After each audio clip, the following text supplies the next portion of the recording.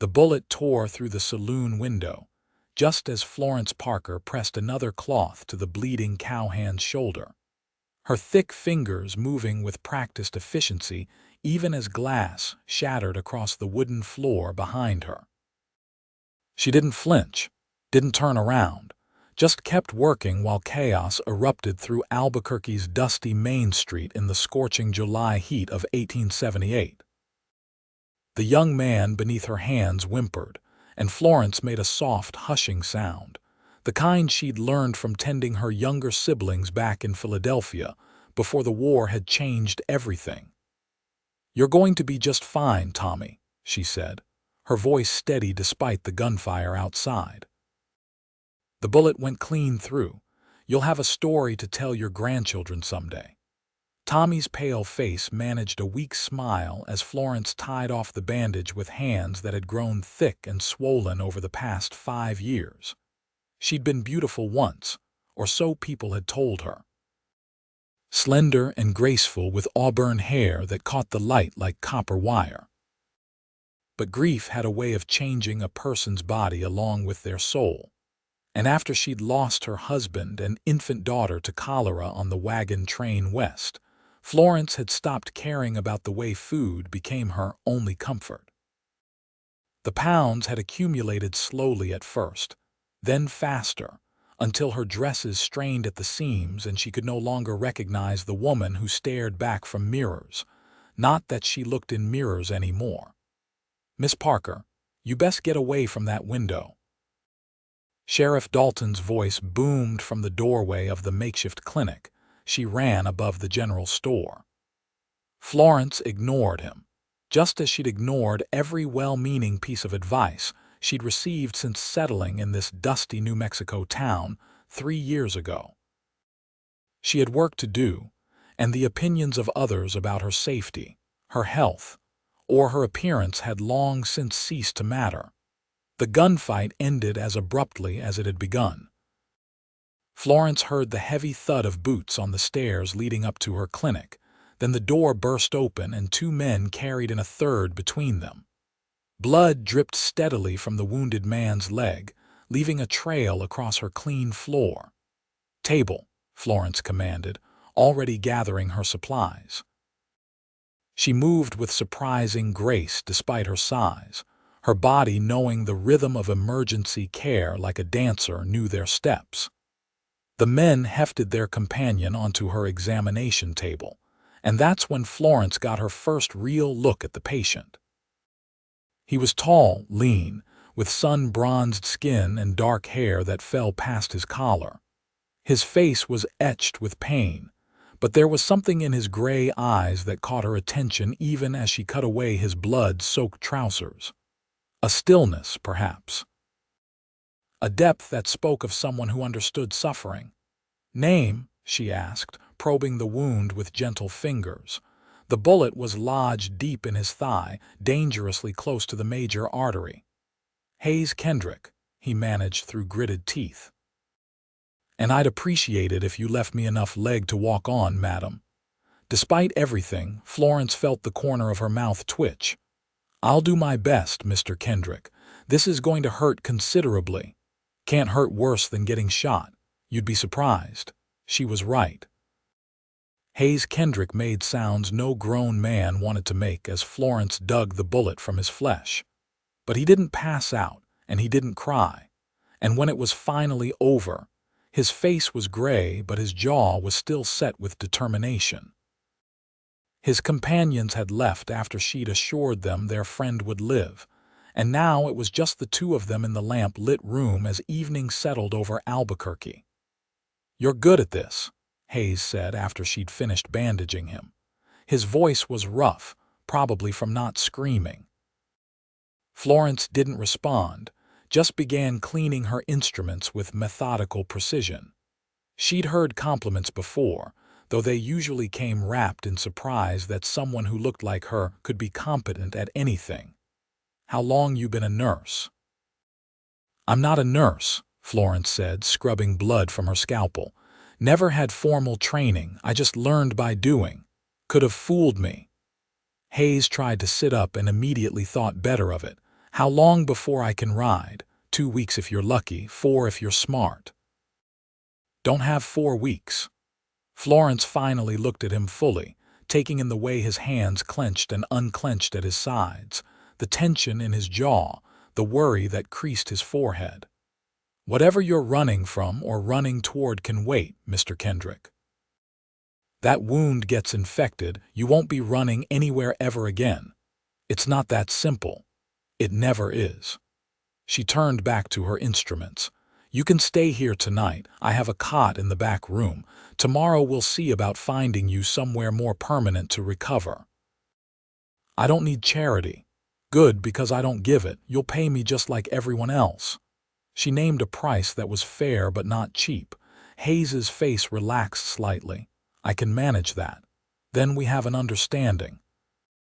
Florence moved toward the small stove in the corner where a pot of stew had been simmering most of the day.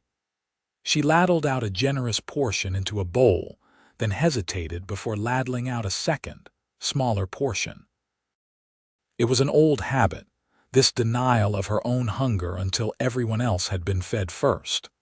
Even now, even with no one to see, she couldn't quite bring herself to take an equal share.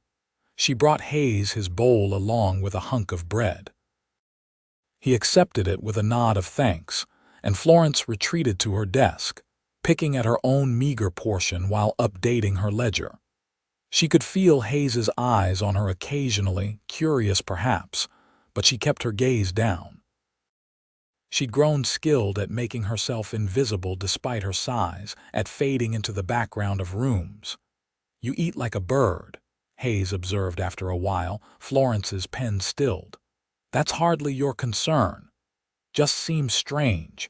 Woman cooks up stew that good, you'd think she'd enjoy it more. I enjoy it fine. The lie tasted bitter. Truth was, Florence barely tasted her food anymore. Eating had become something she did in secret, in shame, stuffing herself in the dark hours when no one could see and then starving herself during the day to compensate. It never worked. The weight never left, and the cycle just continued, round and round like a wagon wheel stuck in mud. Hayes didn't push, just finished his meal in silence. Florence showed him to the back room where she kept a narrow cot for patients who needed overnight observation.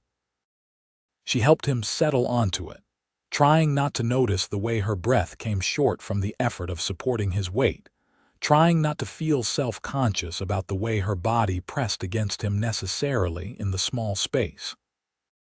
"Thank you," Hayes said softly, and something in his tone made Florence meet his eyes. There was no pity there, no judgment, just genuine gratitude. It unsettled her more than mockery would have.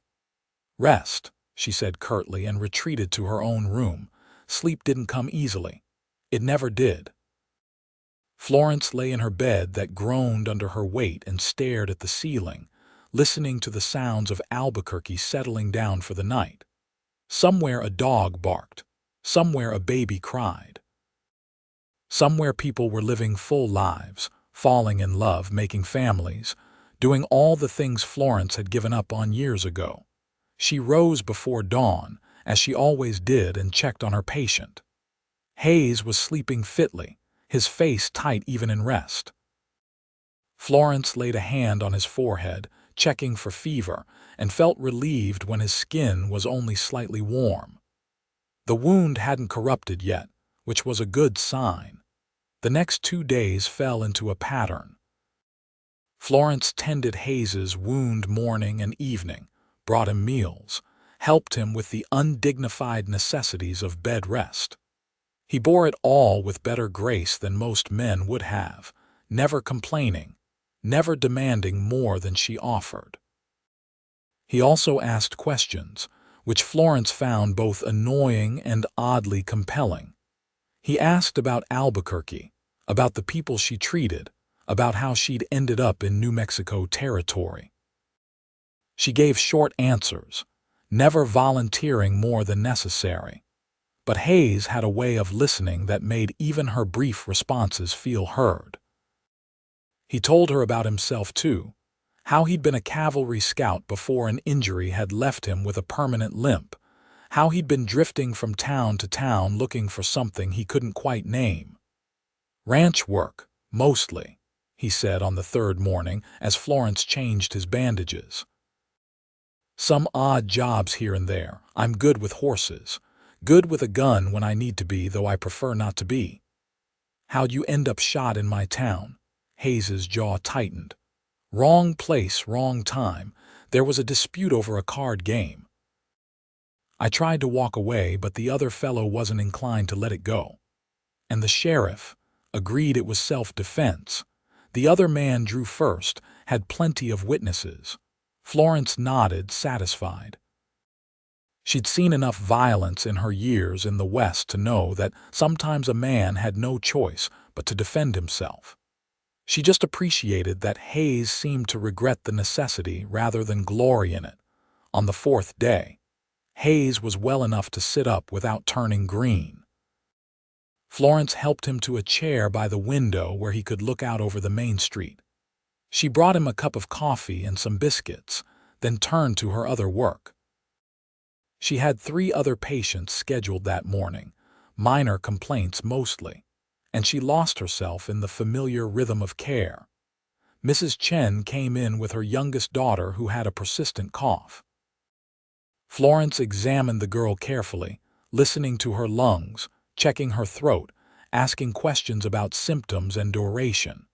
She mixed up a tonic of honey, lemon, and herbs, then gave careful instructions about steam treatments and rest. "Thank you, Miss Parker, Mrs. Chen said, pressing coins into Florence's hand. "You are always so kind." After they left, Florence found Hayes watching her with an odd expression. "What?" she asked, suddenly self-conscious. "You're different with patients," he said. "Softer. Like you've got all the gentleness in the world for everyone else."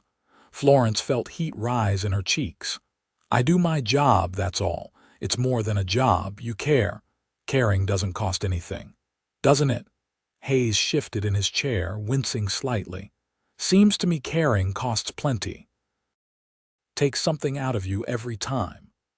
Florence turned away, busying herself with tidying supplies that didn't need tidying. She didn't want to think about what caring cost her, about the pieces of herself she gave away with every patient she saw while keeping nothing back for her own healing. The day Hayes could finally stand and take a few shuffling steps, supported by a crutch Florence had fashioned from an old broom handle, she knew their time was ending. Soon he'd be well enough to leave, to ride off to wherever drifters went next, and she'd return to her solitary existence. The thought brought an unexpected ache to her chest.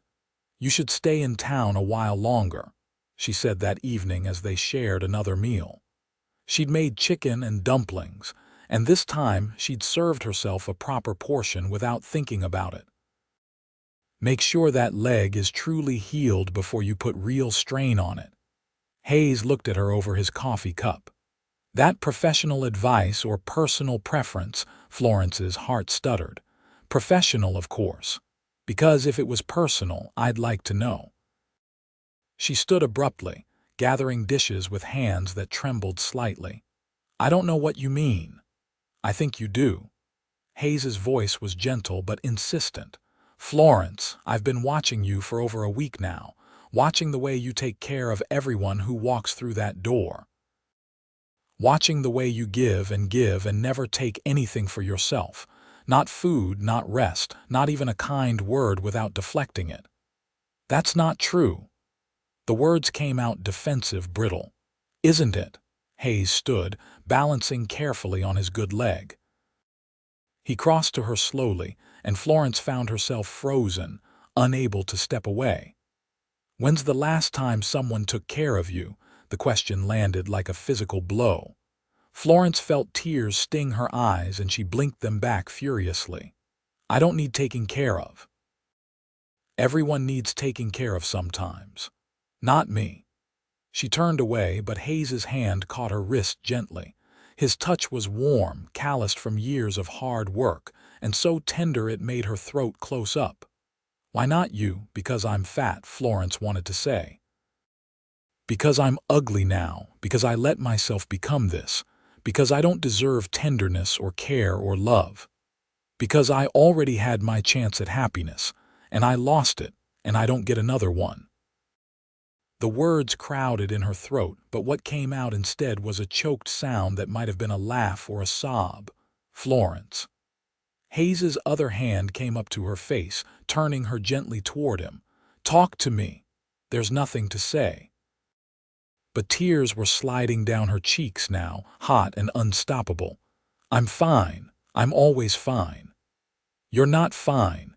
You're exhausted and you're hurting and you've been carrying all of this alone for too long. How did he see it? How did he see through all the walls she'd built, all the careful pretending? Florence wanted to pull away, to retreat into the safety of her solitude, but Hayes's hands were so gentle and his eyes were so kind and she was so desperately tired. I don't know how to stop, she whispered. I don't know how to do anything else. Then let me help you learn. Hayes pulled her closer, wrapping his arms around her despite the awkwardness of his injured leg. Florence stiffened at first, hyper-aware of her size, of the way her body pressed against his. But Hayes just held her steadily, like she was something precious rather than something shameful. And slowly, Florence let herself soften into the embrace. She let herself cry, really cry, for the first time in years. She cried for her dead husband and daughter, for the woman she used to be, for all the lonely years she'd spent punishing herself for surviving when they hadn't. Hayes just held her through all of it, one hand stroking her hair, murmuring wordless sounds of comfort. When the storm finally passed, Florence pulled back, embarrassed. I'm sorry. That was completely inappropriate. It was completely human, Hayes corrected. He limped back to his chair, grimacing slightly. And long overdue, I'd wager. Florence wiped her face with her apron, trying to regain some composure. You should rest. You've been on your feet too long, Florence. What? Stop deflecting. Stop trying to make this about taking care of me. I'm asking you to let someone take care of you for a change. I don't need. Yes, you do. Hayes's voice was firm but not unkind. When's the last time you had a full night's sleep? When's the last time you ate a proper meal without guilt? When's the last time you did something just because it brought you joy? Florence had no answers. The silence stretched between them, heavy with truth. I'm going to stay in Albuquerque, Hayes said finally. Not just until my leg heals. Longer. There's nothing waiting for me anywhere else, and I like it here. I like this town. I like you. You don't know me. Then let me get to know you. Let me court you properly. Florence's heart hammered. Court me. Hayes, look at me. Really look. I am looking. His gray eyes held her steadily. I see a woman who's brave and skilled and compassionate. I see someone who's been through hell and came out the other side still willing to help others. I see someone worth knowing, worth caring about. You see someone fat. The word tasted like poison. Hayes's expression didn't change. I see someone who's been using food to cope with pain, same as some men use whiskey. I see someone who's been punishing herself for being alive, and I see someone who deserves better than that. Florence sank into a chair, suddenly exhausted. It's not that simple. No, it's not. Healing never is, but it's possible. Hayes leaned forward, his elbows on his knees. Florence, I spent 2 years after my injury wishing I'd died instead. I drank too much, fought too much, pushed away everyone who tried to help. It wasn't until I hit bottom that I realized surviving wasn't the same as living. What changed? I did, with help, with time. It wasn't quick and it wasn't easy, but I decided I'd rather spend my days building something than destroying myself. He met her eyes. You don't have to do this alone. That's all I'm saying. You've been tending everyone but yourself for too long. Let someone tend to you. The words echoed in the quiet room. Let someone tend to you. When had anyone last offered that? When had Florence last allowed it? I don't know if I can, she whispered. You don't have to know. You just have to be willing to try.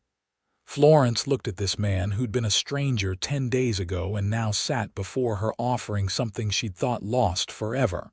Hope. It terrified her. Hope was dangerous. Hope led to disappointment, to loss, to more pain than she thought she could survive again. But hope was also the only way forward. All right, she said, so quietly she almost didn't hear herself. All right, I'll try. Hayes smiled, and it transformed his whole face, made him look younger and lighter. That's all I'm asking.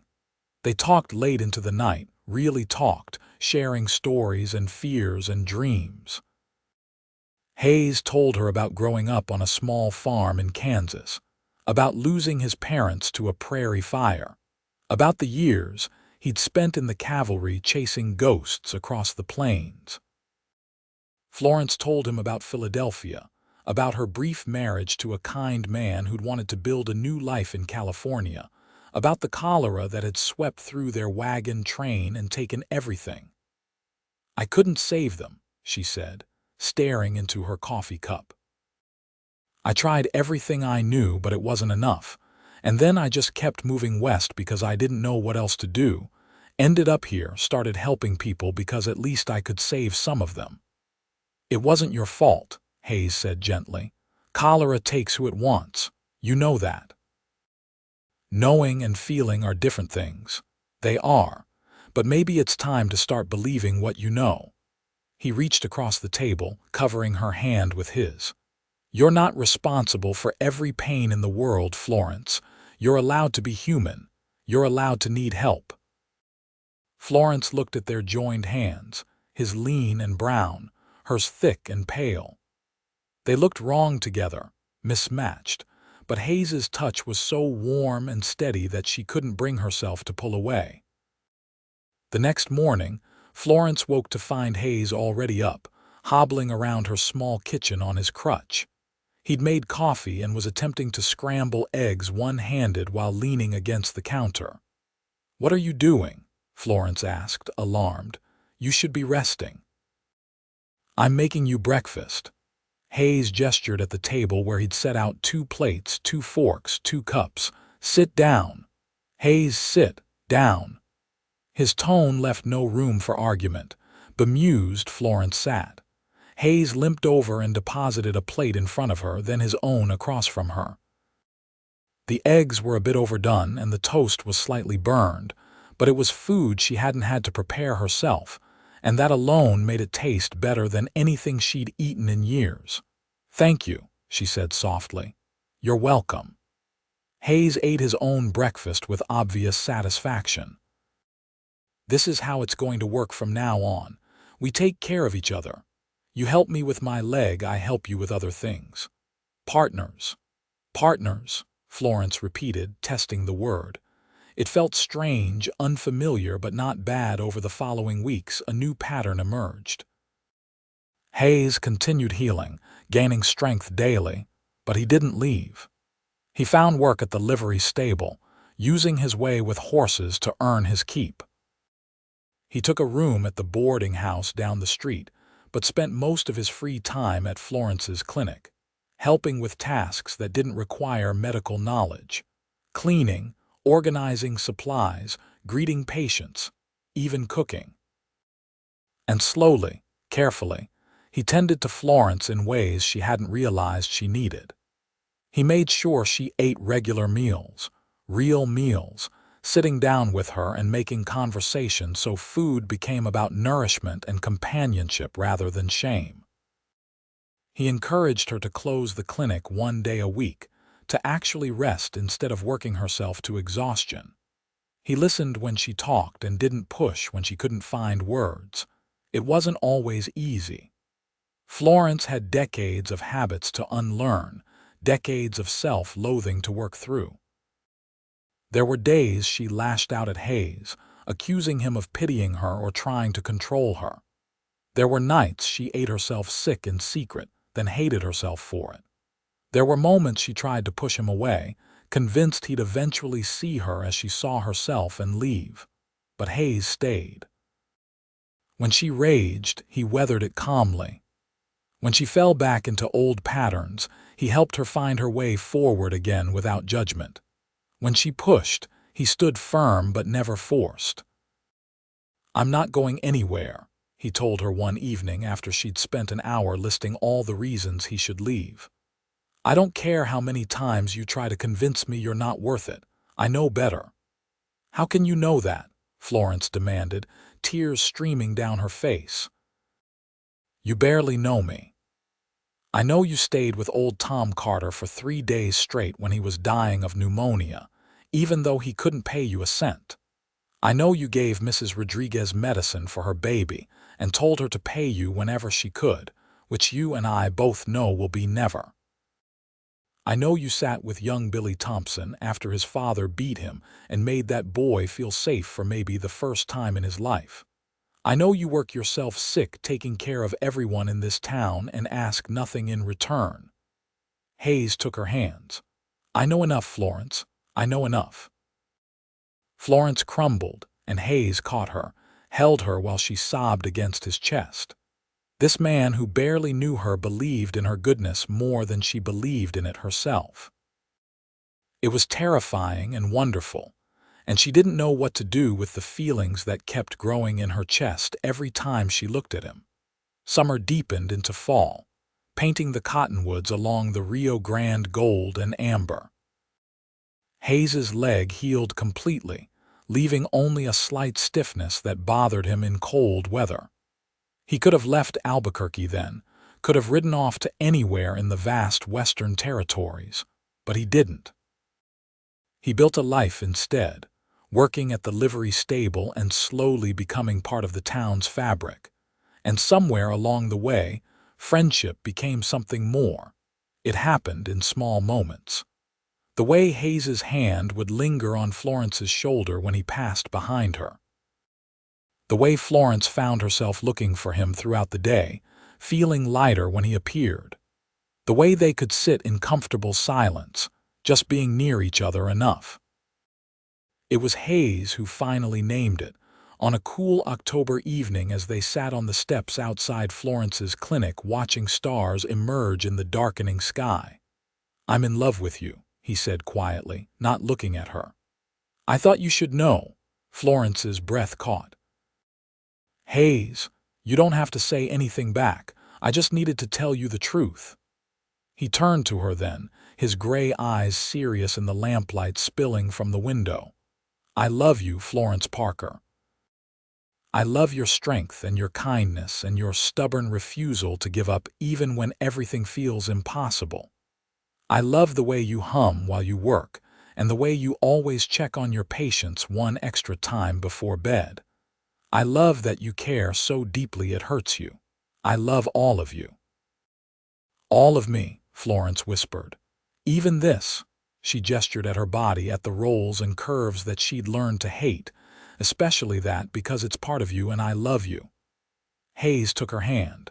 "Florence, I won't pretend I don't see your body, I do. But I see it as part of the whole amazing person you are, not as the only thing that defines you.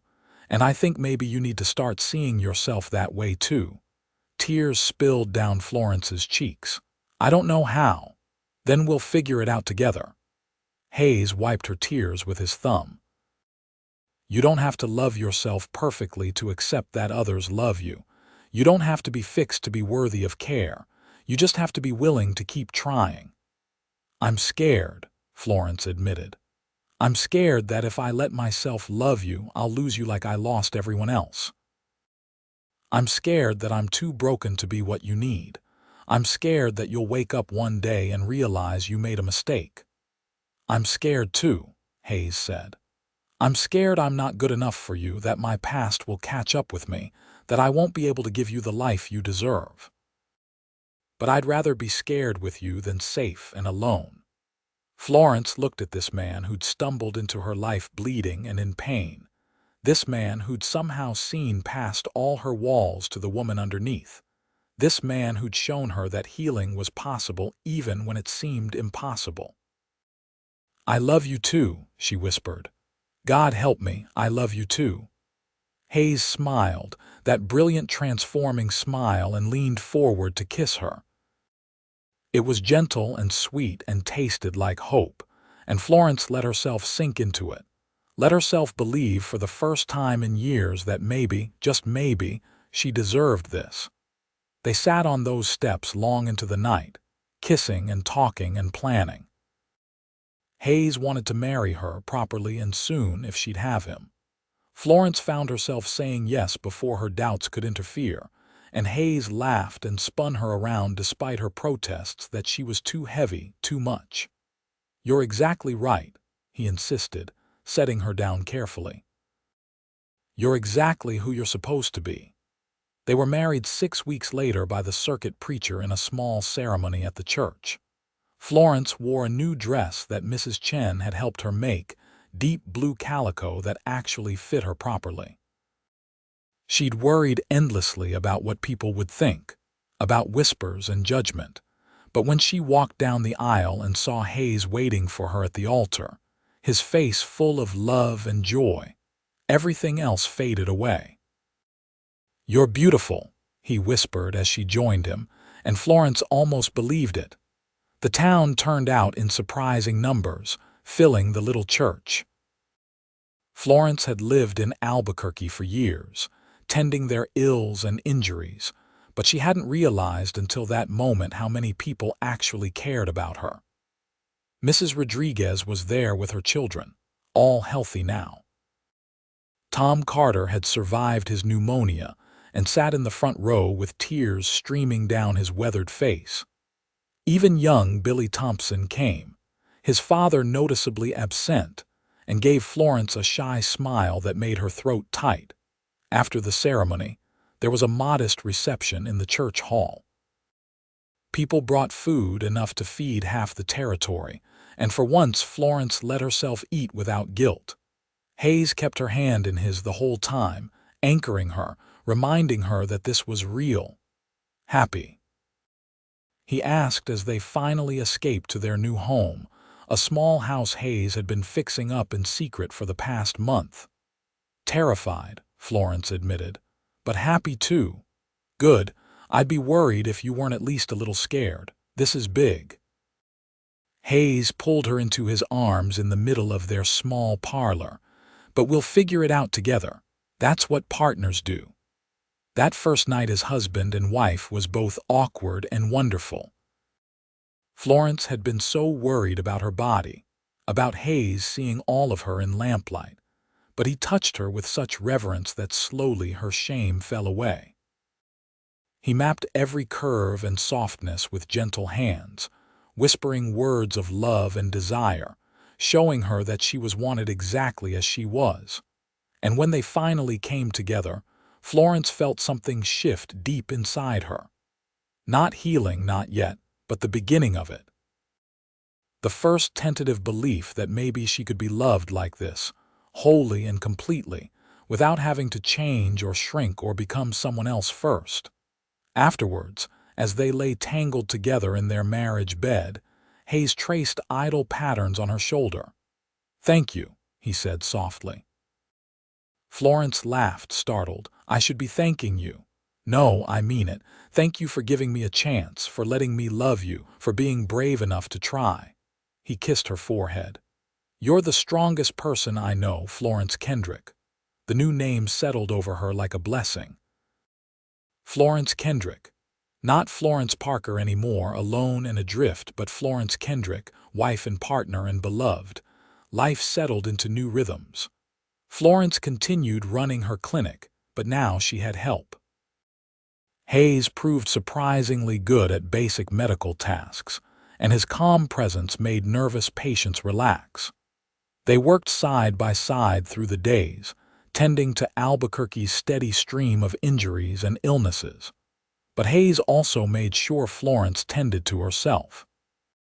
He instituted a firm rule that the clinic closed at 6 every evening unless there was a true emergency. They ate dinner together every night, proper meals that Florence learned to enjoy again. He encouraged her to join the church ladies' sewing circle, to make friends, to have interests outside of work. It wasn't always smooth. Florence still struggled with her relationship to food, still had days where shame overwhelmed her. Hayes still had nightmares sometimes about his cavalry days, still carried guilt for things he'd done during the Indian Wars. But they learned to lean on each other through the hard times, to be honest about their struggles instead of hiding them. Winter came to New Mexico, cold and dry, and with it a particularly harsh flu season. Florence worked herself ragged tending to the sick, going from house to house with medicine and comfort. Hayes worried but knew better than to try to stop her. Instead, he made sure she ate, rested when she could, and didn't carry the burden alone.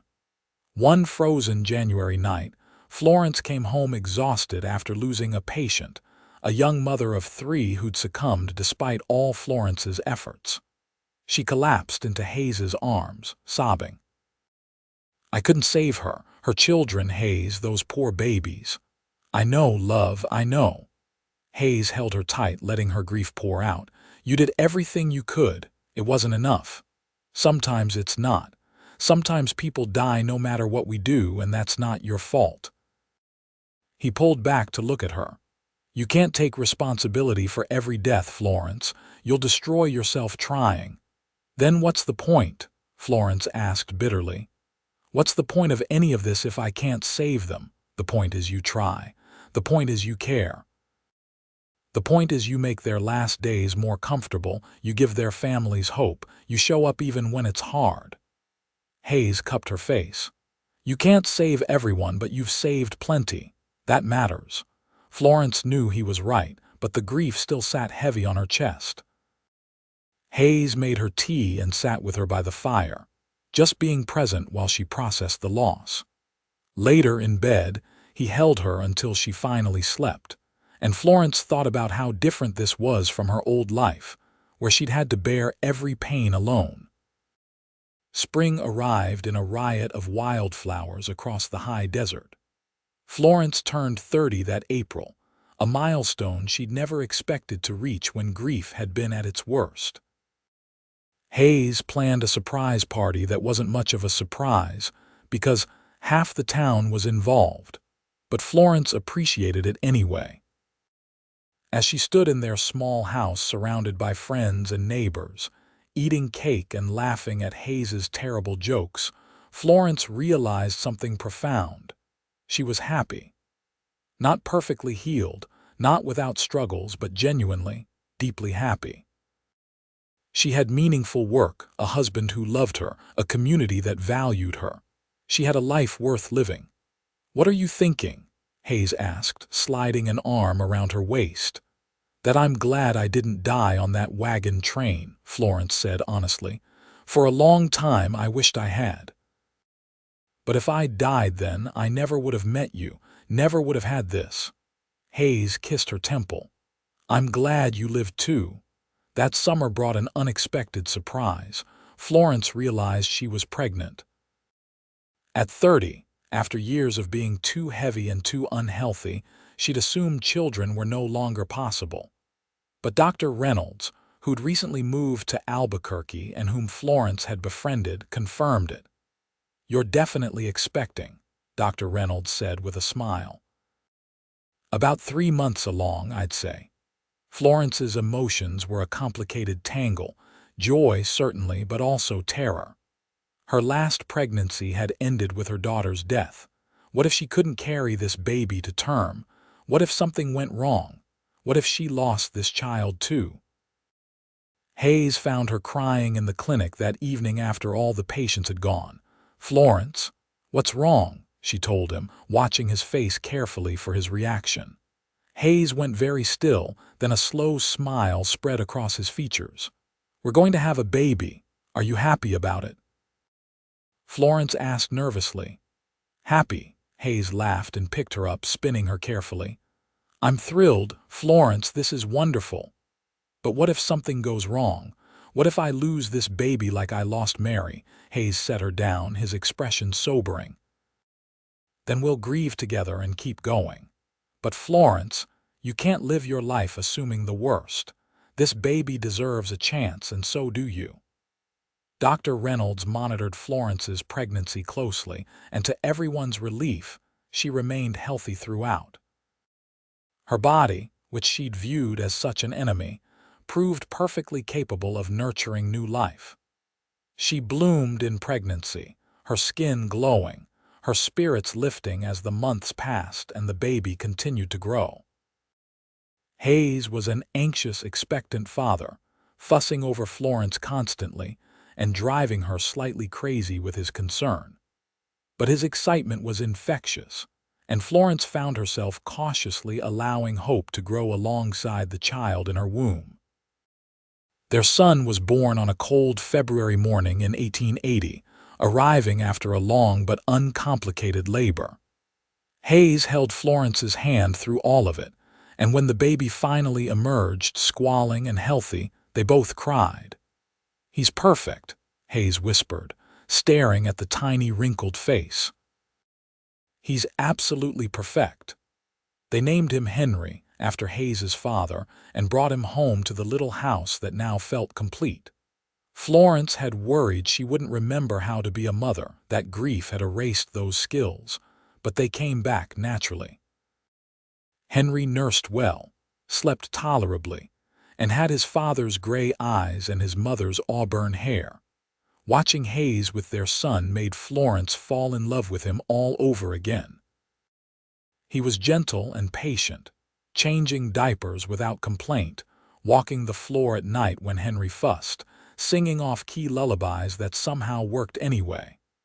He was a partner in every sense, sharing the work and the joy equally. "You're a wonderful father," Florence told him one night as they both hovered over Henry's cradle, watching their son sleep. "I'm terrified I'll mess it up," Hayes admitted. "You won't. Or if you do, we'll mess it up together and figure out how to fix it." Florence leaned against him.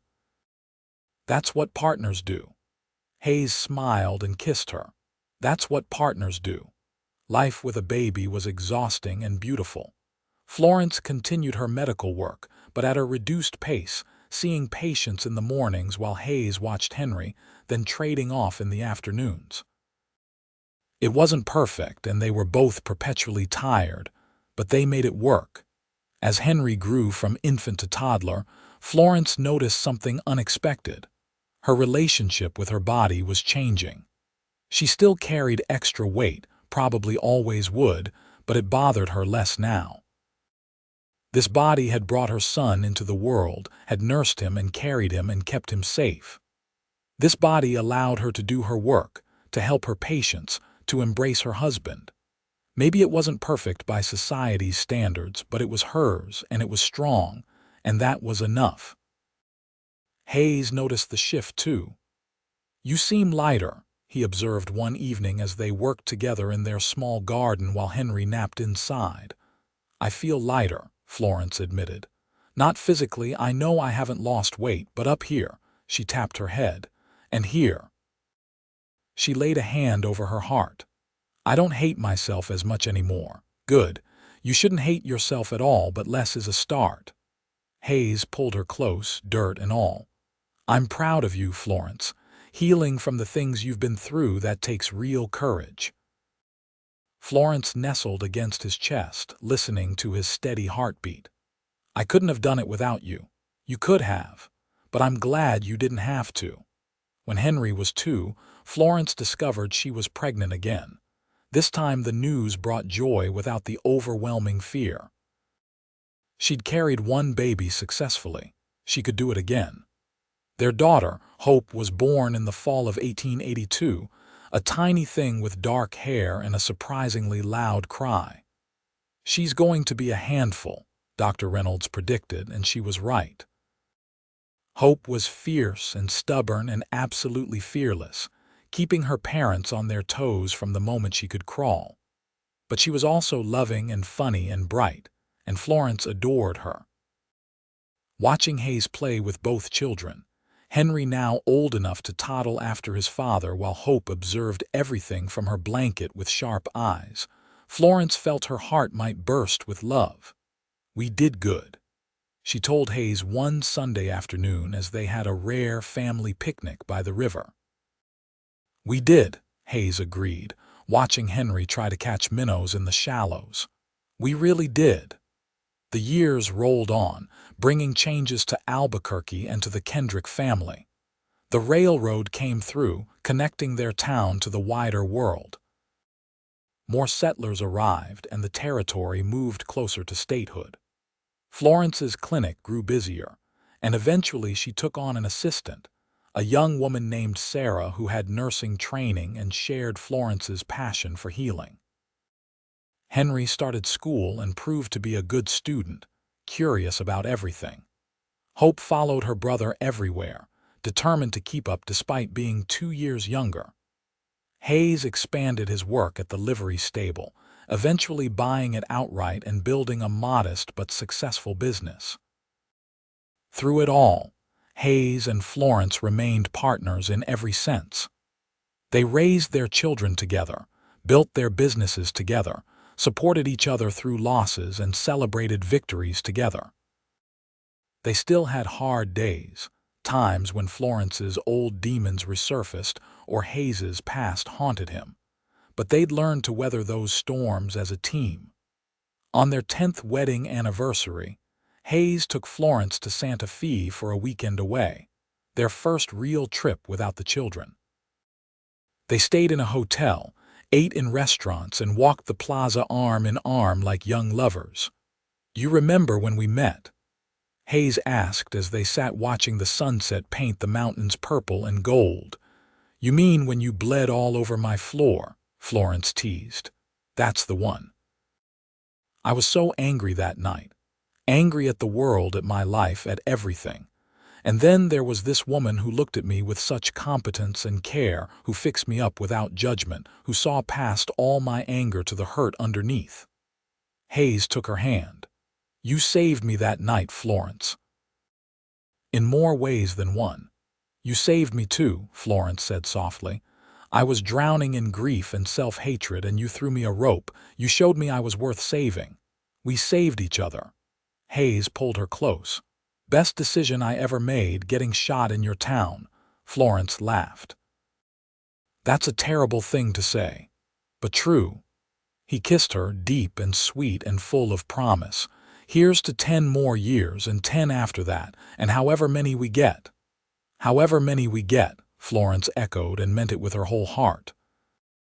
They returned to Albuquerque to find their children had driven their temporary caretakers nearly to distraction. Henry, organizing elaborate games that always ended in chaos, and Hope providing enthusiastic but unhelpful assistance. Florence and Hayes reclaimed their offspring with relief on all sides and settled back into their normal life. As the years passed, Florence watched her children grow with pride and occasional terror. Henry inherited his father's steadiness and his mother's compassion, announcing at 12 that he wanted to be a doctor. Florence encouraged him, arranging for him to apprentice with Dr. Reynolds when he was old enough. Hope, true to her name, approached life with optimism and determination. She was less interested in medicine than in business, showing an early aptitude for numbers and negotiation that Hayes recognized and nurtured. She started helping at the livery stable when she was 10, charming customers and organizing inventory with equal skill. Florence's clinic continued to be the heart of medical care in Albuquerque. Over the years, she treated thousands of patients, from minor cuts to major crises. She delivered babies, set bones, treated infections, and held hands when there was nothing left to do but provide comfort. She became an institution in the town, someone people trusted with their lives and their secrets. And through all of it, Hayes was there, supporting her, believing in her, loving her exactly as she was. They grew older together, their hair turning gray, their faces lining with the marks of lives fully lived. Florence never did lose the weight she'd gained in her years of grief, but it stopped mattering. Her body was strong and capable and hers, and that was enough. On a warm spring evening in 1895, as Florence and Hayes sat on their porch watching the sunset and waiting for their grown children to arrive for dinner, Florence thought about the woman she'd been 17 years ago. That Florence had been convinced her life was over, that she had nothing left to offer, that she was unworthy of love or happiness. How wrong she'd been. "What are you thinking about?" Hayes asked, reaching for her hand with the ease of long familiarity. "Just how far we've come," Florence said. "How different life is from what I expected. Better, so much better." She squeezed his hand. "Hayes, do you ever regret it? Marrying me, staying here, building this life? Not for a single second." Hayes pulled her close, and she settled against him with a contentment that still surprised her sometimes. "You're the best thing that ever happened to me, Florence Kendrick. Then, now, always." They sat in comfortable silence as the sky turned gold and crimson, waiting for their children to arrive. Henry would bring his new wife, a teacher from Santa Fe. Hope would bring her latest business ideas and her infectious enthusiasm. They'd eat and laugh and argue and love each other in all the messy, wonderful ways that families did. And later, after everyone had gone home, Hayes and Florence would climb the stairs to their bedroom, the one they'd shared for 17 years. They'd help each other undress with practiced efficiency, these bodies they knew better than their own. They'd slip into bed, into each other's arms, and Florence would think about how this moment had seemed impossible once, how she'd been certain she'd spend the rest of her life alone and unloved. But Hayes had seen her, really seen her, and had said the words that changed everything. "Now let someone tend to you," and she had. And in letting herself be tended, in accepting love and care, Florence had finally learned to tend to herself. Not perfectly, never perfectly, but better. With more kindness, more compassion, more grace. The Wild West that had once seemed so harsh and unforgiving had become home. The body she'd learned to hate had become an ally.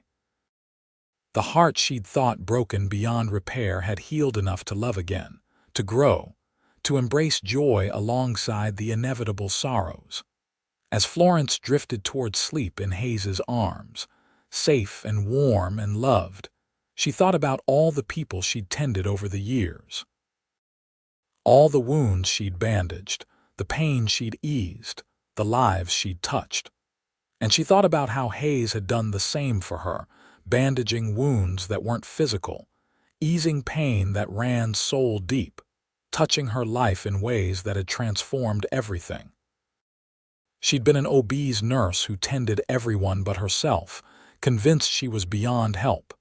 And then a cowboy had looked at her and said, "Now let someone tend to you." And everything had changed, not overnight, not easily, but truly and completely. Florence had learned that healing was possible, that love could grow even in the hardest soil, that second chances were real. She'd learned that she was worthy of care and tenderness and joy, not in spite of her imperfections, but as a whole person, complete exactly as she was. Henry and his wife arrived first, bringing news and laughter. Hope came shortly after, bursting through the door with her usual energy. They gathered around the table Hayes and Florence had built together all those years ago, passing food and stories in equal measure. Florence looked around at her family, these people she loved and who loved her back, and felt tears prick her eyes. Hayes caught her gaze across the table and smiled, that knowing smile that said he understood exactly what she was feeling. After dinner, after the children had gone and the house was quiet again, Florence stood at the kitchen window washing dishes while Hayes dried. It was a ritual they'd performed thousands of times, working side by side in companionable silence. "Happy?" Hayes asked, as he'd asked so many times over the years. Florence dried her hands and turned to face her husband, this man who'd chosen her and kept choosing her every day. Happier than I ever imagined possible. Hayes set down his towel and pulled her into his arms, swaying gently to music only they could hear. They danced in their kitchen, two people who'd found each other against all odds, who'd built a life from broken pieces, who'd learned that love could heal even the deepest wounds. Outside, the New Mexico stars blazed in the vast sky. Inside, Florence Parker Kendrick rested her head on her husband's shoulder and knew with absolute certainty that she was exactly where she was meant to be. She'd spent so many years believing she had to earn love, had to be perfect, had to shrink herself down to deserve care. But Hayes had taught her a different truth, that she was worthy exactly as she was. That healing didn't mean erasing pain but learning to carry it differently. That love wasn't something you earned but something you allowed, and she'd allowed it. Finally, blessedly, she'd allowed herself to be tended, to be cared for, to be loved. And in doing so, she'd found not just Hayes but herself again. The Florence she'd thought lost forever had been there all along, just waiting for permission to emerge. As they swayed together in their kitchen, Hayes humming softly, Florence thought about all the patients she'd tend tomorrow, all the wounds she'd bandage, all the comfort she'd offer. She'd continue her work because it mattered, because she was good at it, because healing others brought her joy. But now she'd do it from a place of wholeness rather than emptiness. She'd care for others while also caring for herself. She'd give generously while knowing her own worth. She'd tend to everyone, including herself, because Hayes had shown her that was possible. The Wild West had a reputation for being harsh and unforgiving, but Florence had found tenderness here. She'd found a cowboy who looked at a woman everyone else overlooked and saw someone worth knowing, someone worth loving, someone worth staying for. And that had made all the difference.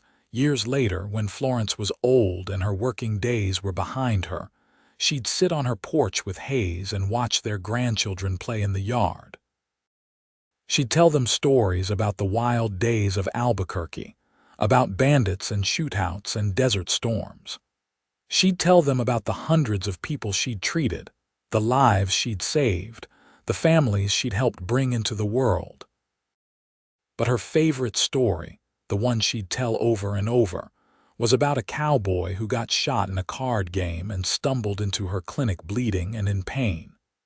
About how he'd stayed not because he had nowhere else to go, but because he'd seen something in her that she couldn't see in herself. About how he'd loved her not despite her imperfections, but because of the whole, complicated, beautiful person she was. "Your grandfather saved my life," she'd tell the children, and Hayes would protest that it was the other way around, and they'd argue about it good-naturedly the way they'd been arguing for decades. But the truth was they'd both been right. They'd saved each other. And in doing so, they'd built something neither could have built alone. A life full of love and purpose and joy, rooted in the red earth of New Mexico, growing strong under the endless western sky. Florence had been an obese nurse who tended everyone but herself, convinced she was unworthy of care. Hayes had been a drifting cowboy searching for something to believe in. Together, they'd found healing, love, and home. And that, Florence thought as she held Hayes's hand and watched the sunset paint their world gold, was the best medicine of all, the end.